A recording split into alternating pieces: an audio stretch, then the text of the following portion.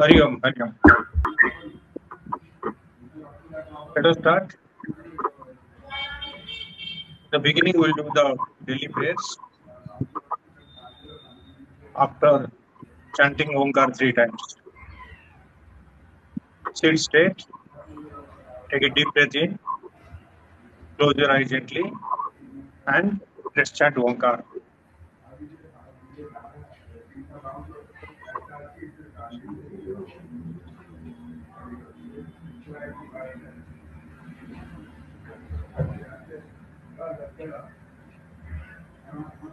Om.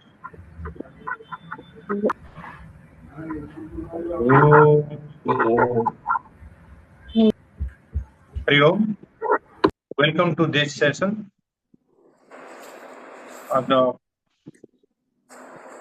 beginning of a new text named Vakya Vritti.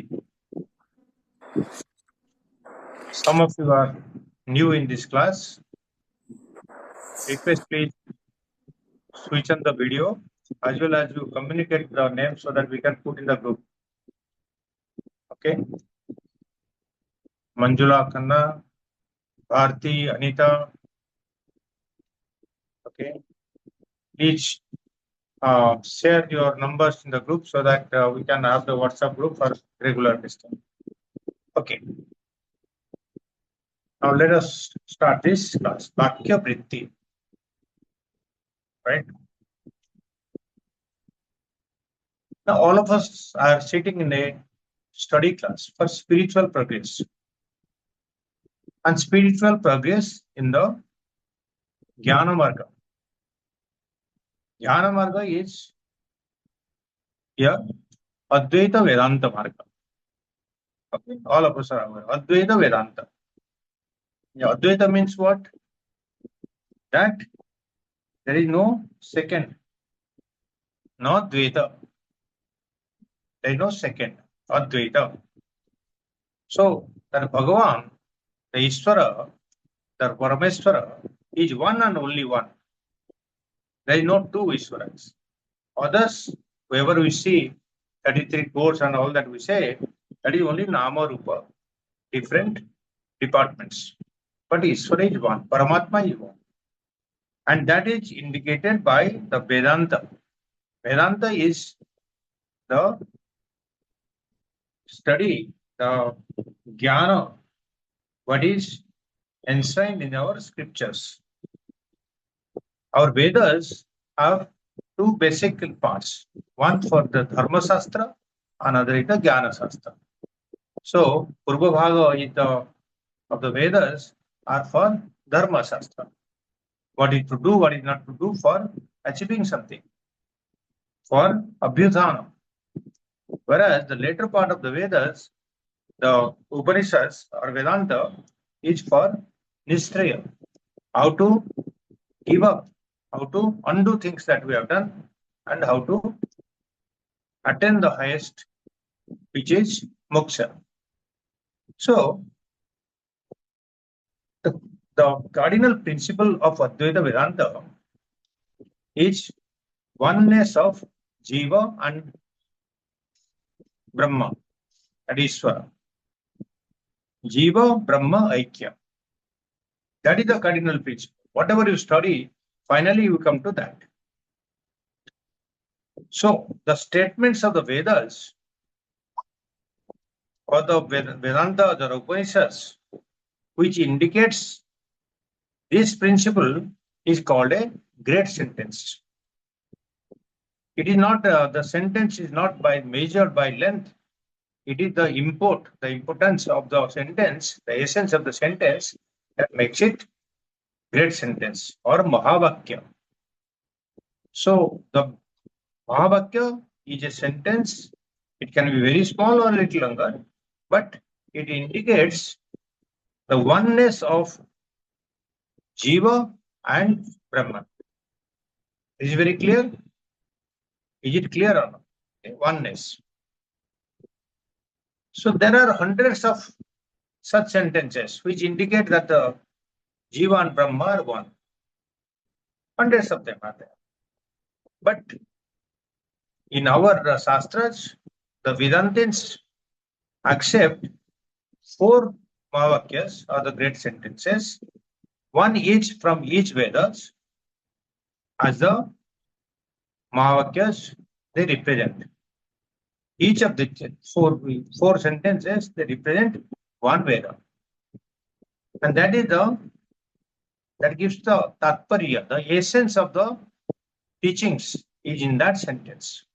Okay, so let us have a look at these 4 Mahavakyas and the origin of that Mahavakya. Okay. Number 1 is Prajnanam Brahma. It is from Aitreya Upanishad. Prajnanam Brahma is from Aitreya Upanishad, which is from Rig Veda. Aitreya Upanishad is found in Rig Veda. Okay. It means Prajnanam Brahma means consciousness is Brahman. So whatever a spiritual seeker, a mukshu who goes out, whatever he sees in this world, whatever is visible or invisible, whatever is perceived through his intellect and also through his consciousness, all that is Brahman. That consciousness is the ultimate reality.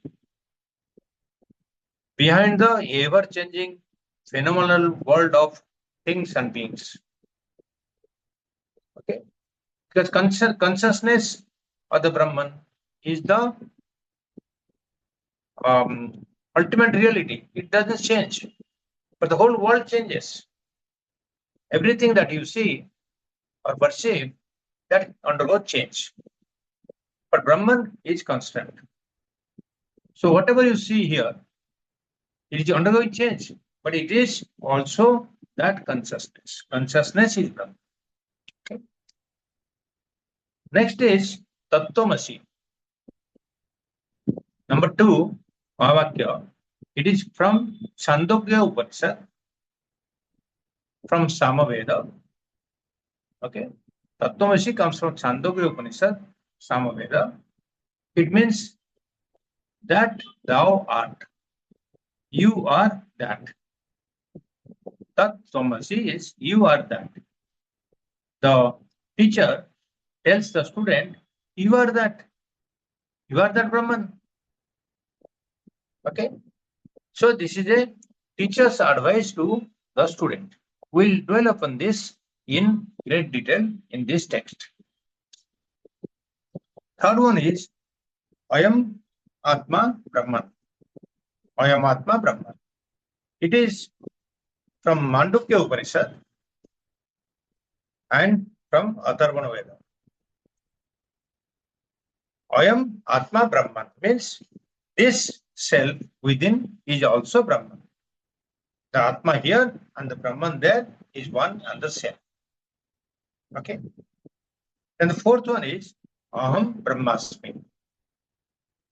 Ultimately, the seeker understands and realizes that I am not a separate being, but I am the Brahman itself. Aham Brahma Asmi. I am the Brahman. Okay. So out of these Mahavakyas, Tattvamasi is chosen at the Mahavakya which will be discussed in this book. Tattvamasi itself has got 3 words. Tat Tvam Asi. Tat Tvam Asi. Tat means that. Tvam means you. Asi means is. You are that. Okay. So this is a dialogue between the Guru, his name was said Aruni, and to his disciple Kamsan. His son was a disciple of the Guru. And the disciple's name was Swetaketu. So he sends Swetaketu again and again out to the world to find out which is that one substance, which is that one that is the Paramatma. What that you are. That is Atma Paramatma. Aikya. So the Guru helps the student to understand and realize the mysterious depth of the sentence Tattvamasi and the magnificent meaning of this statement also. Okay. Ultimately, the Shishya has got Aparuksha Anubhuti. That means direct experience. He understands, he experiences directly that I am that Brahman. Okay? He identifies himself with the Brahman, with the reality. So this Mahavakya, Tattvamasi, has got some importance because it's a teaching by the Guru. The teacher's advice to the Guru, to the student. Okay, Upadesa Vakya. And it has got only 3 words. And each word represents something. And that's why this Mahavakya is ideal for analysis. So that the meaning of each word, there are only 3 words. So the meaning of each word and the importance of the essence of these words, as well as the importance of the full sentence. That means full sentence means only 3 words. So each word as well as the full sentence, the meaning is brought out. So the process of analysis is called Mahavakya Sodhana. Mahavakya Sodhana. Sodhana means exhaustive exposition of the great sentence. Exhaustive exposition. Very detailed analysis and expression. Okay.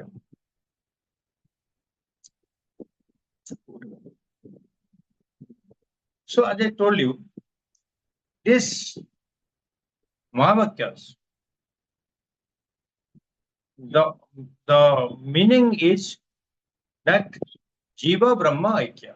Jiva equal to Brahman, or Jivatma is the same as Brahman, or Jivatma is equal to Paramatma. Right? Jivatma is equal to Paramatma. So this is an equation between 2 evidently equal things. We are saying that Jivatma is equal to Paramatma. Now you see, all of you are very, know the basic things. We are putting one thing Jivatma one side, another thing is Paramatma one side. We are saying it's an equation. So an equation is required only when it is superficially looking different, but really it is equal. Superficial bahar se, it looks as if it is different, but andar se wo lagta hai equal. If you go deep into it, you will know it is equal. If it is equal, then you don't have to make an equation. Suppose you say 8 is equal to 8. It's not an equation. It is, you say 8 is equal to 8. So you don't have to say that's an equation. But if you say 5 plus 3 is equal to 9 plus 1. 5 plus 3 is equal to 8. 9 plus 1 is equal to 8. So 5 plus 3 is equal to 9 plus 1. This is an equation. But somebody has to apply the mind to see the equality in 5 plus 3 and 9 minus 1. So the equation makes the 2 things equal, but from superficially it looks as if it is not equal. Same way, Jivatma and Paramatma, from outside they look as if it is not equal. They look as if superficially they are different. Because Jivatma means Jiva Atma. It is essentially it is Atma. But I know Jivatma means I am not my very limited strength, limited knowledge, limited vision. Everything is limited for me. Whereas Paramatma is unlimited. Sarva Shaktiman. Isn't it? I have only little strength. How can I be equal to Paramatma? I have little knowledge. How can I be equal to the knowledge of all-knowing Brahman? I cannot walk from here to there, but Bhagavan is everywhere. How can I be all-pervading? So, Bahar say, it seems as if that Jivatma and Paramatma are not one. But if you go deeper into it, if you analyze it, you will come to know that there is one essential feature which is the same in Jivatma and Paramatma. Other superficial, all the coverings, all the limitations you remove. What is not congenial to one you remove, so that only you keep whatever is common to both the sentences, both the statements. Then you come to understand that Jivatma is equal to Paramatma. Very simply, I will tell you, Jivatma, you take out the Jiva. Paramatma, you take out the Para. Atma is equal to Atma. Right? So, Jivatma and Paramatma is the same. This is what the all the Mahavakyas are indicating. So, that Tattvamasi is a sentence, great sentence, Mahavakya. That thou art. Right? There are three words, three finite words. Tat means that, Tvam means you, Asi means you are, or each. Tattvamasi, you are that. But these three words constitute the elementary blocks with which the great sentence is built. But then these words are finite.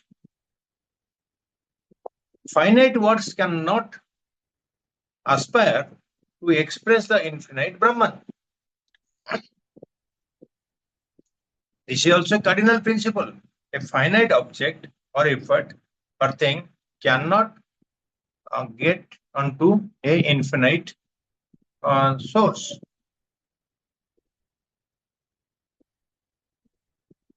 So, how to express that Brahman which is infinite? The rishis and the gurus, they had a unviable task, very difficult task. How to express this inexpressible Brahman? How to describe this indescribable Brahman? How to explain this inexplicable Brahman?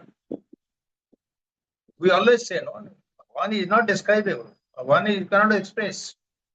How to express that? With this, using these finite words. Remember, words and the languages are made as a vehicle of communication. We want to express something, so we are using a word. The word has got different levels of Bhagavan Shankaracharya is given different types of words are there. So, for the communication. But where the word and all that are forming? In the mind only. It's a product of the mind and intellect. So, each word or each sentence cannot by themselves express efficiently They cannot communicate the knowledge of the Supreme Self, which is infinite. Okay, because the words themselves are limited, isn't it? Like I am thinking that my power is limited power, so I cannot be Brahman. Same way, the word is also limited expression, so it cannot express the Brahman, whatever word you give. Okay, so they cannot efficiently communicate the knowledge of the Supreme Self, because the Supreme Self, the Paramatma, the Brahman, is expressed only as a subjective self, subjective science of Brahman. I myself is the Brahman. Who will express that? So there's the only way to know that, to realize that Brahman is by transcending this. Transcending means what? To go over, jump over, or move over from this limitation of knowledge, limitation of the mind, limitation of the intellect. You move over, and the scriptural words that we are using, Tat Tamasi, or any of the words of the Upanishads or this thing, they are loaded with a subtle, suggestive, mysterious words. They have a unique style of expression. In that unique style, the seeker understands, and with the help of the Guru, it helps him to leap forward the barrier of the intellect. It is like an athlete using a pole vault. The bar on the pole vault may be much higher than the pole vault itself, but he jumps over and then takes a vault and then crosses over the bar and goes to the other side. To the other side. In the process, he leaves the pole behind. He crosses over. That is what we can call it transcending. That is transcending the limitations of the mind and intellect. So this is the style used by the scriptures and the gurus. Okay. So in order to understand these unique words, there must be a unique technique to use for the purpose of the study. The study is employed by the literatures, by the scriptures, by the mantras. Okay. But then that is suggestive studies. It doesn't explain the whole gamut of the meaning that is underneath the word or the sentence. Okay. Because you all of us know in the Upanishads and the Vedas, the words are very unique and they are suggestive and they give different meanings also. So it has to be interpreted, analyzed rightly by the Guru for us to understand. For a Guru like Bhagavan Shankaracharya, he has utilized this Mahavakya of Tattvamasi to dissect it, to analyze it, so that he can present to the sishyas, the seekers, the right perspective of the meaning of the sentence. Now, what is the right perspective? Because he understands what type of interpretation is required for that particular word meaning that is to be used in the particular context. Okay. And then how to present it to the disciple, or depending on the capability of the disciple. He may have a number of disciples, any guru, but the capability of each disciple is different. So the teacher teaches at different levels.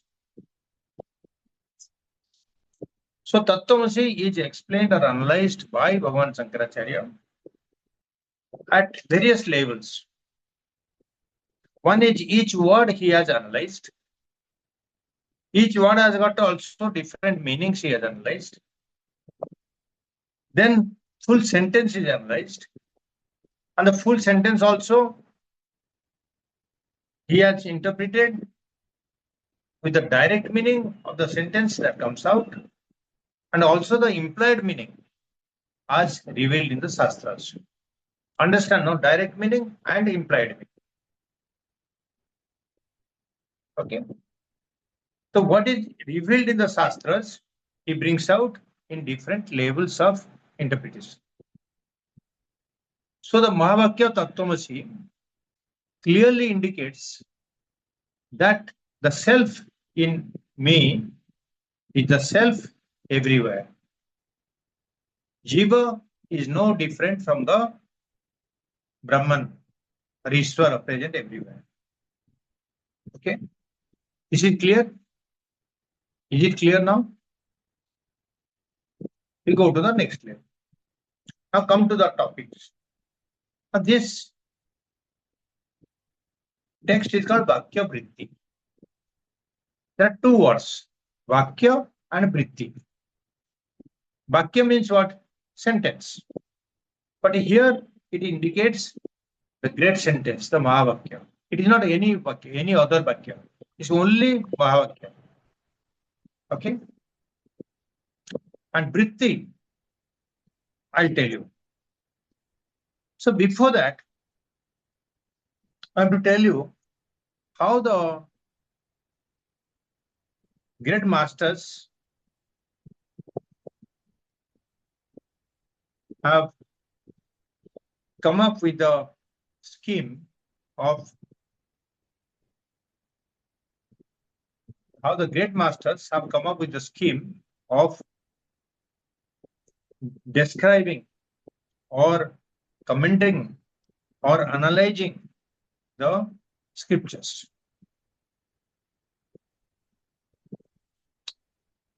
Number one, the Mahatmas have written commentaries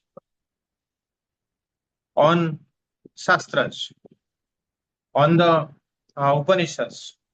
They have written commentaries. These commentaries are called bhashyas. Like we are studying Shankara Bhashya on Kathopanishad. That is called bhashya. So Bhagavan Shankaracharya has made commentaries on the Upanishad, that is called Shankara Bhashya. Bhashya, the writing commentary also there is a guideline. I'll tell you.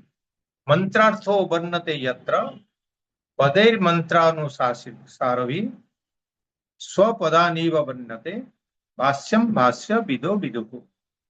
Which means in this bhashya, in this commentary, he must give mantra artha varnate yatra.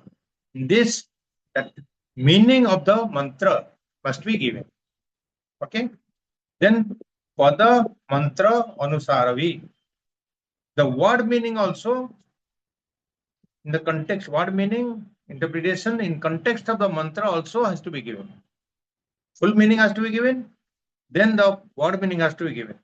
Then swapada niva varnate. So if the commentator uses some words himself, so he has to explain that word also.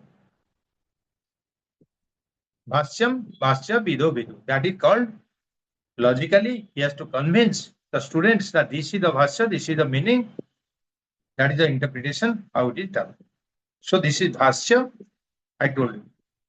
Now, let us come to know what is that vritti.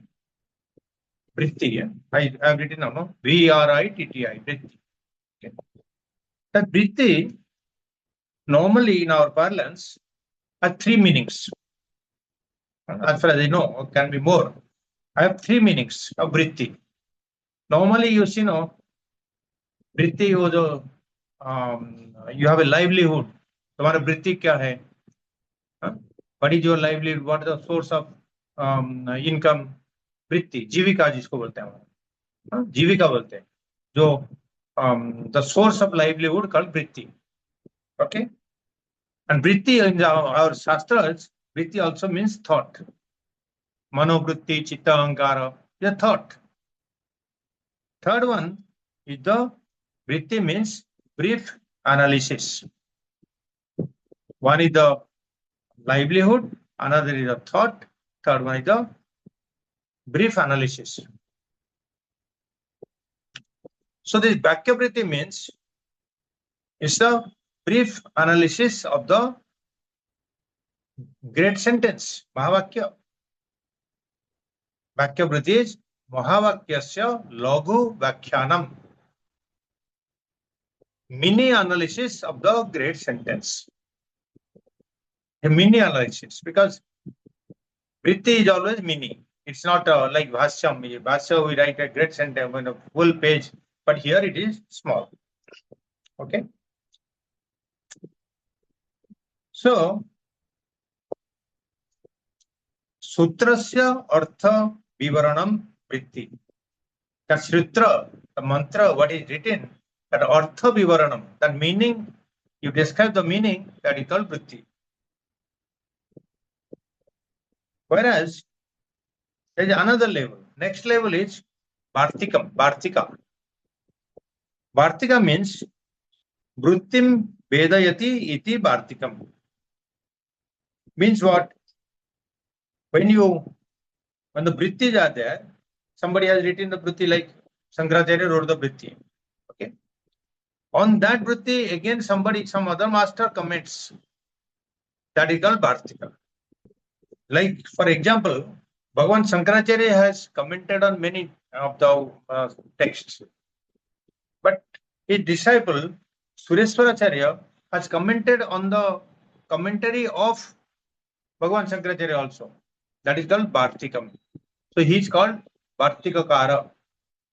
He is not called Bhashyakara. From one who writes Bhashyas, he is told Bhashyakara. The one who writes Bhartikas, he is called Bhartikakara. So Sureshwaracharya, there are so many Bhartikas there. So Sureshwara is called Bhartikacharya. Okay. So, in essence, Vakya Vritti is a text conceived by and composed by Bhagavan Shankaracharya. Is it clear? Vakya Vritti is a text conceived by him and composed by him, and in the form of a dialogue between a guru and the Shishya. In the Shishya confesses that I am not able to understand this Mahavakya. What does it mean, Tattvamasi? I don't understand. You are that. How can I be that? So Shishya doubts. He did not understand. He went to the Guru and he confessed that I can't understand this. Okay. So teacher was very patient. He elucidates what did the scriptures mean by the words of Tat, Tvam, Asi. What is the significance of the full sentence of Tattvamasi? Okay. Is much clear? Right. Let us just think over how these Mahavakyas are formed. Somebody has come up with the Mahavakya. Who has come up? We don't know the source. Or we know the source, whatever the Vedas are there, Upanishads are there, from that it has come. Yes.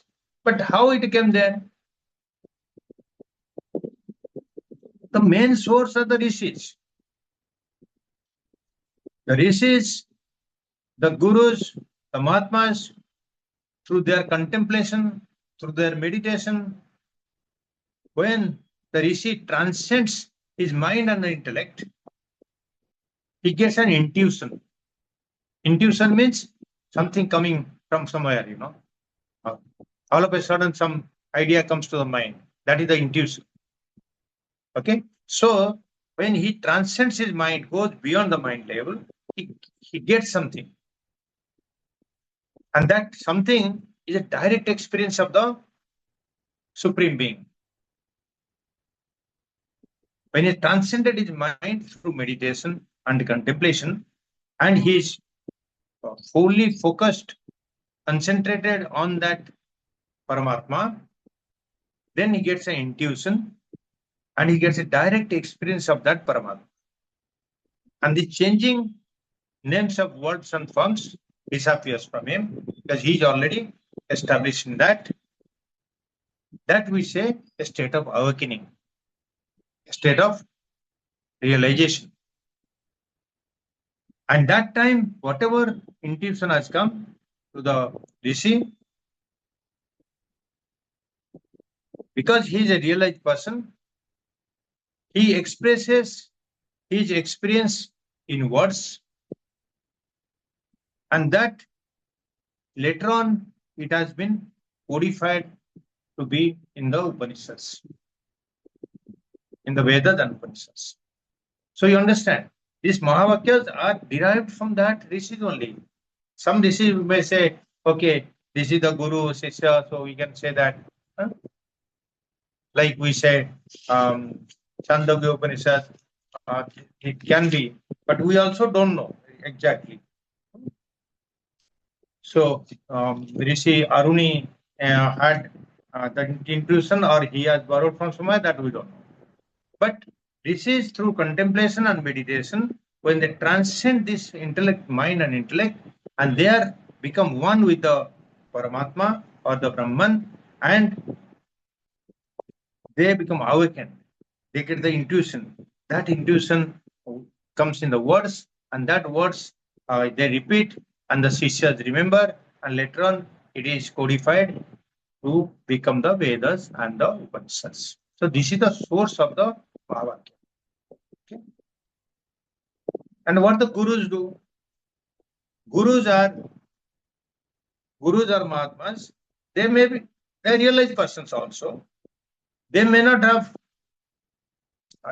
um, what do you call have the intuition of these words, but they have realized the true import of these sentences because they are Shrotriya, they are Brahmanishta,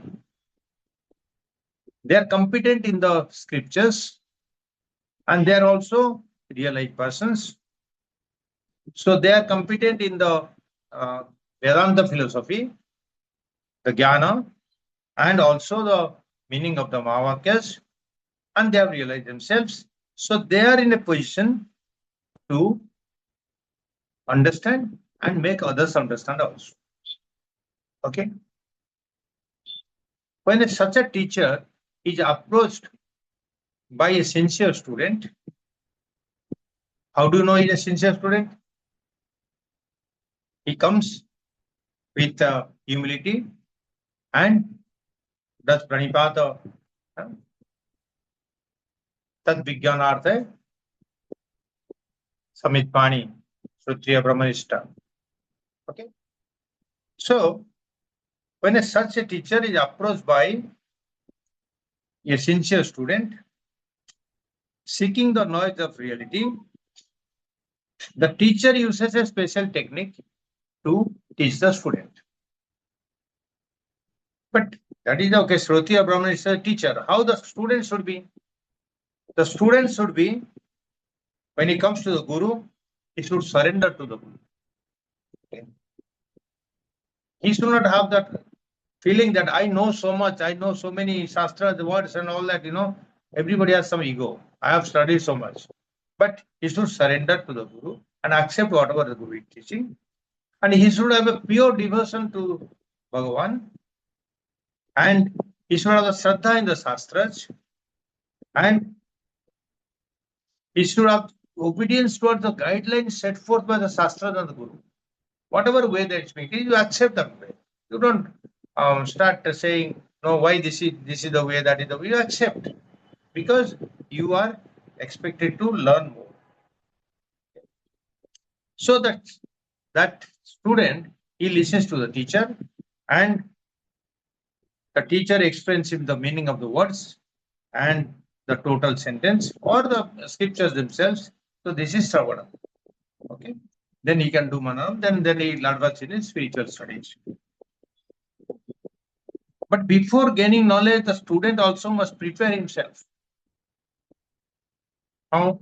He must have the sadhana chatushtaya. Viveka, Vairagya, Satka, Sampatti, Mumukshutva, Vidya. He should have sadhana chatushtaya.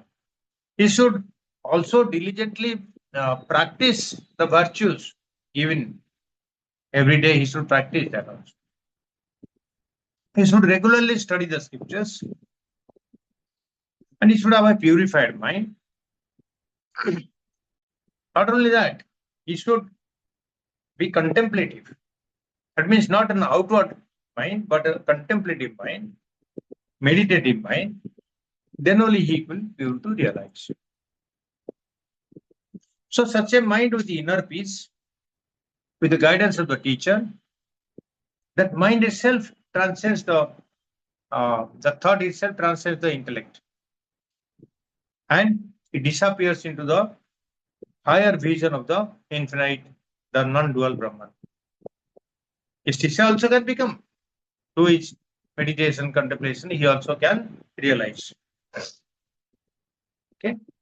So these two aspects, that how the student should be, the teacher should be, and how the teacher should be, both should be considered before somebody can hope to have the ultimate reality. So Bhagavan Shankara starts the text with two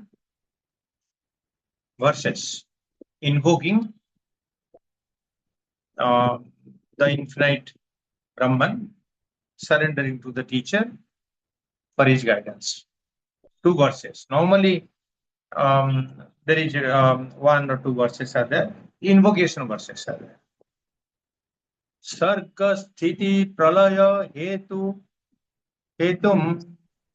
achintya saktim Vishveswaram Viditam Vishwam Anantamurtim Nirmukta Bandhanam Apara Sukhamburasim Sri Ballabam Vimola Bodhaganam Namami. Okay. I'll give you the Padacheda and then Padartha. That means I'll separate the Sandhi, I'll give you the each separate the words, and then I'll give the Padartha means the meaning of the padas, the words. Sarga sthiti pralaya hetum. Sarga means what? Sarga means creation, not the heaven. Sarga. This is not Swarga. Okay. Sarga is creation. Sthiti means maintenance. Pralaya is the best dissolution. Pralaya hetum, the cause. So here we are praying to the Bhagavan, who is the cause of creation, maintenance, and dissolution of the universe. Achintya Saktim. Achintya means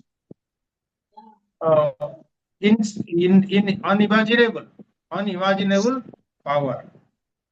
Okay. Second line, Vishweswaram. Vishwasya Iswaram, Lord of the universe.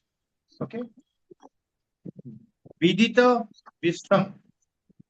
Vidita means known. Vidita Vishwam means that all-knowing Vishwa. Anantam Murtim. Ananta Murtim.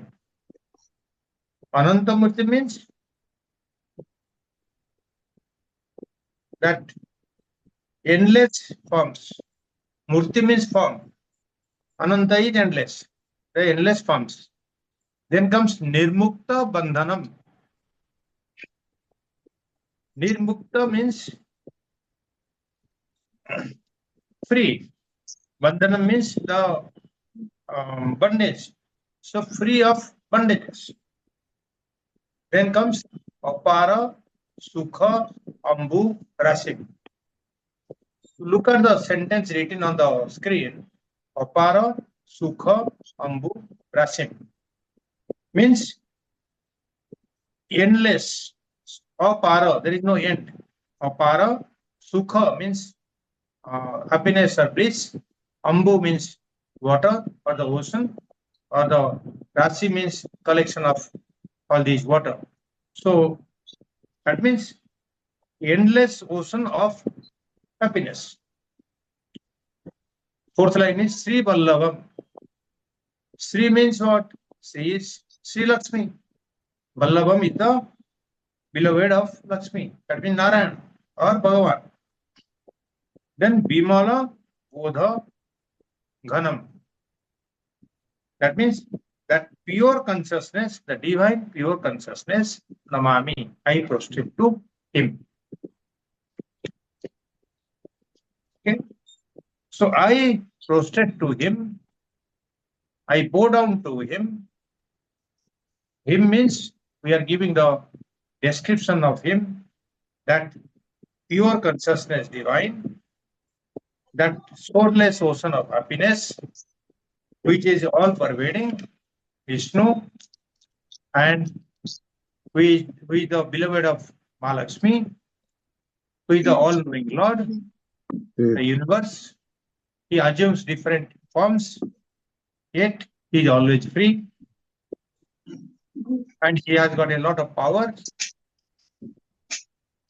And apparently he is the cause of the creation. Apparent cause of creation, maintenance, and dissolution of the universe. We're saying apparently because we'll explain later on, because that Akarta, Avokta, Vishnu, Bhagavan, he also becomes the creator. So how we explain that, we'll see in the next class. Okay.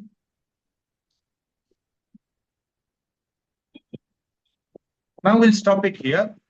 We'll go into details in the next class. Now, any questions? All the new joinees, can you please put on your video?